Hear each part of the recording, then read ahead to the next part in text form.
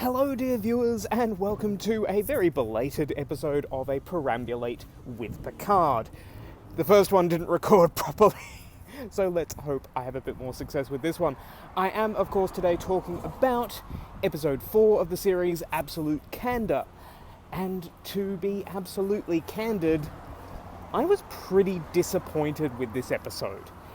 Now, I can't fault the performances, of course. We have a very, very strong cast and a very interesting bunch of characters.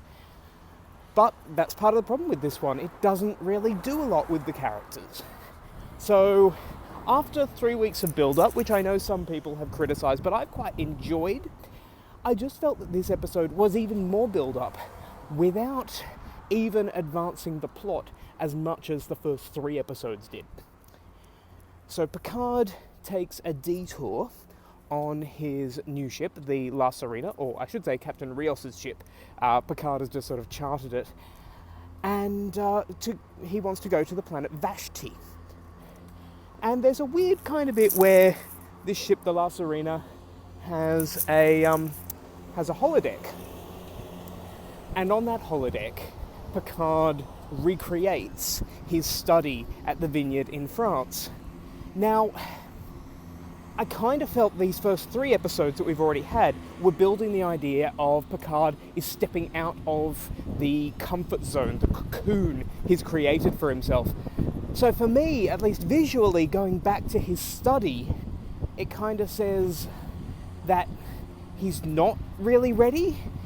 He's going to find a refuge here. Maybe that'll become a plot point later. Maybe he'll sort of hide out on the holodeck and we'll have a hollow addiction story. It's not modern Star Trek without a hollow addiction story. Mind you, when I say modern Star Trek there, I'm talking about the 90s. But yeah, it just feels a bit odd to me. It feels more like there's a lawnmower, there's a ride-on mower. It feels like not that sort of character Picard thing if he wants to be comfortable. It feels like, oh, well, we spent a lot of money on this set, and we want to amortize the cost over 10 episodes rather than 3 episodes. This way, also we don't have to build Picard's quarters, but I suppose, they could just redress Rios's quarters. That's what they've always done in Star Trek, build 1 or 2 sets of quarters and redress them for different people. That's fine. But yeah, it feels like an odd choice to me. Now, naturally, his crew don't really agree with that, especially Raffi. I really like Raffi, I really like Agnes, I like Rios as well, and especially the actor whose name escapes me at the moment. He is showing fantastic range playing his various holograms, including the hospitality hologram, whom Rios himself hates. And just the range, not only of accents of course, but he does portray each of the holograms slightly differently, with a different physicality as well. It's a real triumph for that actor, whose name I will remember by the time of the next video. Speaking of actors, this week we introduce Evan Longoria, I think I'm pronouncing that correctly, as the Romulan swordsman, gosh, whose name is gone out of my head as well. I'm just going to call him Evan for this video. Elnor. His name is Elnor. I literally remembered that as I sat down at my desk at work. Elnor. It's like Elrond, only slightly rearranged. And without the D. Back to you, Brendan. We see him as a young boy in flashback at the beginning of the episode. And that is becoming a feature of these. I think 3 of the 4 episodes now have opened with flashbacks, showing what happened 14 years ago, all around the synth uprising, synth massacre on Mars. And I quite like that as a storytelling device. And it also shows the contrast of Picard's character. Even when he was being dressed down by Starfleet in last week's flashback, there was still some of the old spark there. And then, we come forward to 2399 and we see so much of that is gone. But of course, when Picard turns up to see Evan, he hasn't been there, He said he would come back for him, find a better place for him, because he's been living with these warrior nuns. Love the idea of the warrior nuns. Love the characterization of the warrior nuns and the idea of absolute candor. And yeah, quite understandably, this guy is very wary of Picard and is not happy that he has been left behind. Another ride-on mower waiting for me to pass. And yeah, I also love that they've let Evan keep his Australian accent. We've got Irish Romulans, why not have an Australian Romulan? I do wonder if Orla Brady was allowed to keep her Irish accent, or possibly put on an Irish accent. I'm not sure if Orla is Irish or not, but I do wonder if that was because they knew they were going to have an Australian regular playing a Romulan. But the whole diversion to Vashti to pick up this new character feels just that. It's a diversion. And it's the first time I really feel like the plot is being delayed. And that's no more evident than on board the La Serena, where the rest of the crew just sit there saying, oh, well, what's Picard up to? And get shot at by a Romulan bird of prey. Great to see the Romulan bird of prey. You can still see the little bird painted on its underside. But, yeah, it's just like, why are we here? What is this about? You know, from a more cynical point of view, it kind of tells us, well, this show's about Picard, so if Picard's down on the planet, no one else gets any plot. Even Narek and Soji don't really advance their story very much. We see Soji, you know, continue her research, and she realizes, oh, so sorry. And she realizes that Narek is suspicious of her, but I kind of feel like that scene should have happened earlier.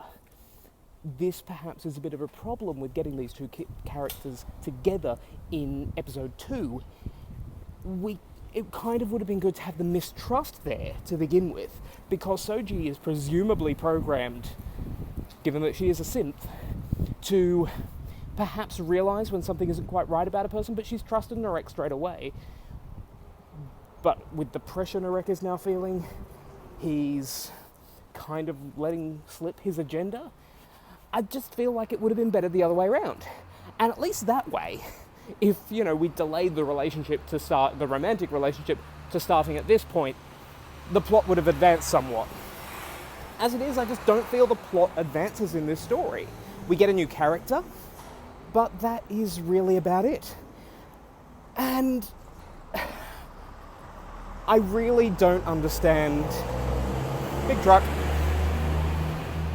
I really don't understand the scene in, like, the Romulan cafe, Romulan bar, with the Romulans only sign. And the thing is, I totally get why Picard rips down the sign. And I totally get it's Picard's stand against segregation. But he then wanders in and sits down to get a drink and is really, really surprised when the Romulans do not react too kindly to this. And, you know, even one of them basically challenges him to a duel to the death. And it's like, what were you expecting to happen? Honestly, Picard, what were you expecting to happen? Just going to make this crossing. And, you know, then his Romulan bodyguard comes in and saves him. Great fight scene, really well directed. But Picard's stupid decision here to defy these Romulans is really only there to show Evan Angoria's fight skills. And yeah, it's just stupid. I don't like things happening just for reasons of plot expediency. You know what I mean? And here it's not even a plot thing. It's just, it gives us an action scene, really well directed. Picard gives his new Romulan bodyguard a dressing down, which, you know, is in keeping with Picard's character. But I just don't feel that Picard would have been that stupid in the first place. Especially seeing as part of the reason these Romulans are so disillusioned and have retreated in on themselves is because not only of Picard's failure, but because he then walked away from them. And I realise the kind of message of this whole story, these 10 episodes, is partially Picard atoning for that mistake of retreating in on himself. But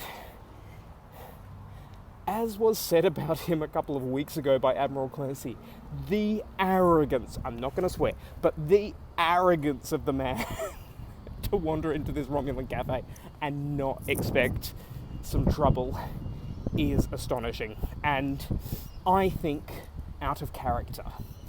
Maybe it's a result of his neurological condition. We've already been told it can lead to erratic behaviour, but as presented on screen, that doesn't appear to be what it is.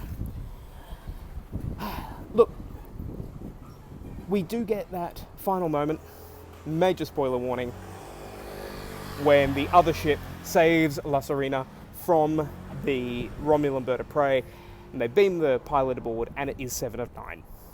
Very, very happy to see Jeri Ryan in there as 7 of 9.